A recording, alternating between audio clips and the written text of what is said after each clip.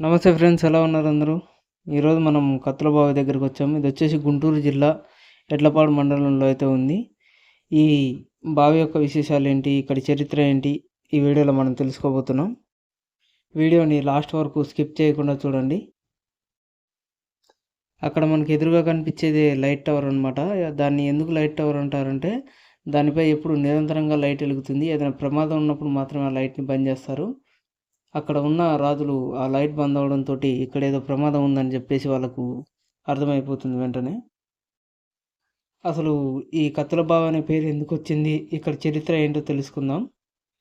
ఒకానొకప్పుడు అనుపోతన వేమారెడ్డి అని చెప్పి ఇక్కడ ఒక రాజు ఉండేవారు. ఆయనకు 7 అన్నదమ్ములు.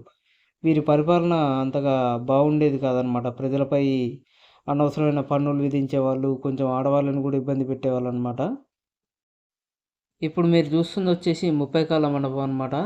అడ్డంగా 6 స్తంభాలు, నిలువుగా 5 స్తంభాలు ఉంటాయి అనమాట. మొత్తం 30 ఉంటాయి. అందుకని దీన్ని 30 కాళ్ళ మండపం అని చెప్పేసి పిలుస్తారు. అయితే అప్పట్లో వీరి వద్ద శ్రీనాథుడు అని చెప్పి ఒక కవి ఉండేవారనమాట. అప్పట్లో రాజ్యాలకి ఎలా యుద్ధాలు జరిగాయో కవుల మధ్యలో కూడా అలాగే పోటీలు జరిగేవి.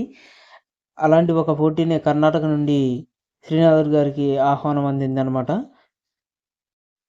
అయితే కర్ణాటక వెళ్ళినటువంటి శ్రీనాథుడు ఆ పోటీలో అందరి మనసులను మెప్పించి అక్కడ బహుమానంగా వజ్రవైడూర్యాలను పొందాడనమాట.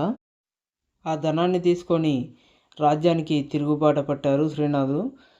కాగా రాజ్యానికి తిరిగి వచ్చాక అక్కడి రాజులు తను తెచ్చిన బహుమతిని తమకు అప్పచెప్పాలని చెప్పేసి కోరారు. అయితే శ్రీనాథుడు తన దారి ఖర్చులకు ఆ ధనాన్ని మొత్తం వాడేశానని చెప్పేసి బదులివ్వడం జరిగింది.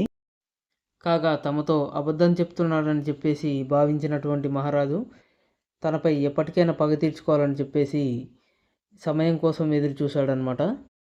అంతటి విజయాన్ని సాధించిన తర్వాత శ్రీనాథుల్లో కొంతపాటి గర్వం కూడా పెరిగింది. కాగా తను స్వతహాగా వ్యవసాయం చేయాలని చెప్పేసి ధన సాయం కోసం కొద్దిమంది వ్యాపారుల దగ్గర అప్పుగా కొంత సొమ్మును తీసుకున్నారనమాట. అయితే కొద్ది కాలానికే వ్యవసాయంలో భారీగా నష్టం రావడంతో వ్యాపారుల నుండి ఒత్తిడి మొదలైంది. ఆ ఒత్తిడికి తట్టుకోలేక శ్రీనాథుడు నేను మీకు డబ్బు చెల్లించలేనని చెప్పేసి వాళ్ళకు చేతులెత్తేసాడనమాట. కాగా ఈ సమస్య పరిష్కారం కోసం వ్యాపారులందరూ మహారాజు దగ్గరికి వెళ్ళడం జరిగిందనమాట. అయితే మహారాజు ముందు నుంచే తనపై శ్రీనాథుడిపై కోపం పెంచుకున్నాడు కదా, ఎందుకంటే ఆ ధనం విషయంలో తనకి ఇవ్వలేదని చెప్పేసి కోపం పెంచుకున్నాడు. తర్వాత తనకి ఉరి శిక్షను విధించడం అయితే జరిగింది. అయితే ఇక్కడి నుండే ఈ కత్తులబావి కథల మొదలైందనమాట.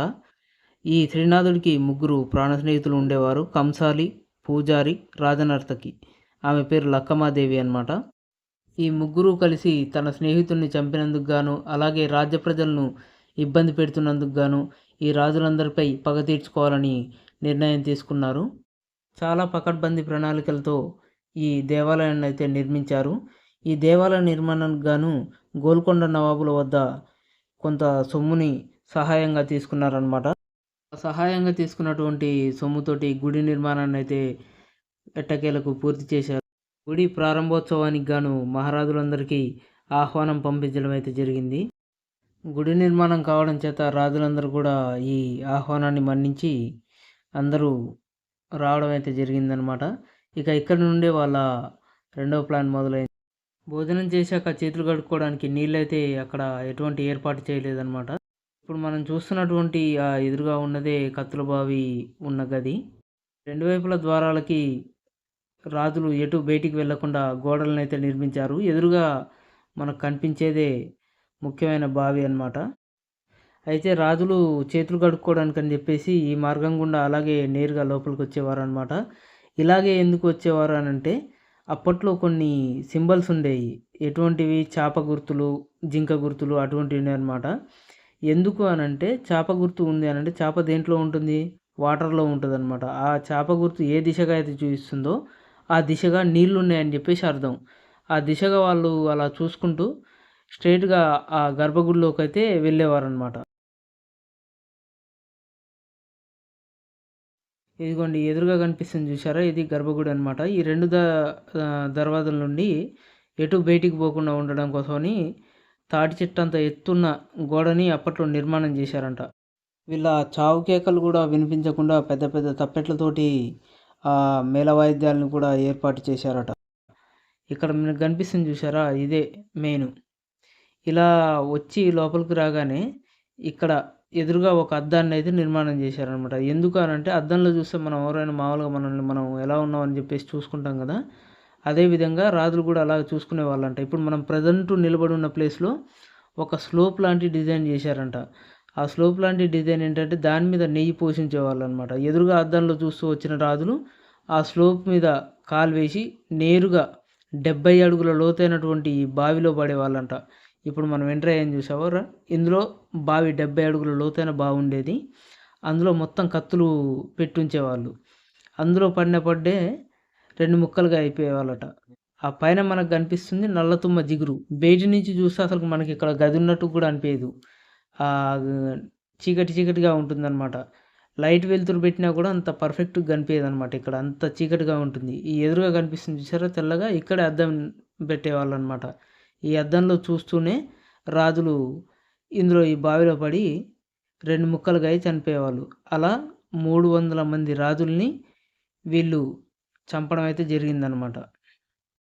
ప్రస్తుతం అయితే ఇక్కడ కనిపించే ఈ బావిని అయితే క్లోజ్ చేసిర్రు. అమాయకులు కూడా కొద్దిమంది ఊరి ప్రజలు కూడా అందులో పడి చనిపోయారని, కొంతమంది గొర్రెల కాపర్లు కొన్ని గొర్రెలు అలా చనిపోయాయని చెప్పేసి ఇప్పుడైతే ప్రస్తుతం ఇప్పుడు మనం చూస్తున్న దీన్ని అయితే పూడ్పేశారనమాట. ఇదే బావి మొత్తం. దాంట్లో దగ్గర దగ్గర ఆ ఊరి ప్రజలు అప్పట్లో రాజులు వాళ్ళందరూ కలిపి 400 మంది ఇంకా ఎక్కువే చనిపోయారని చెప్పేసి అక్కడున్న మస్తాన్ తాత అయితే చెప్తున్నారనమాట.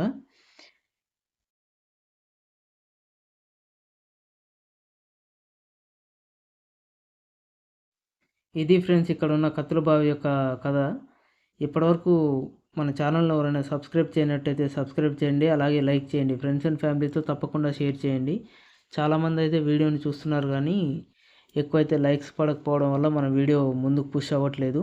సో దయచేసి సపోర్ట్ చేయండి. ఇంకా మరికొన్ని వీడియోలు ఇలాంటివి చేయడానికి నాకు మోటివేషన్గా ఉంటుంది. సో తప్పకుండా లైక్ చేసి సబ్స్క్రైబ్ చేసి ఫ్రెండ్స్ అండ్ ఫ్యామిలీతో తప్పకుండా షేర్ చేయండి. ఈ వీడియో కిందే ఫ్రెండ్స్. మళ్ళీ వచ్చే వీడియోలో కలుసుకుందాం.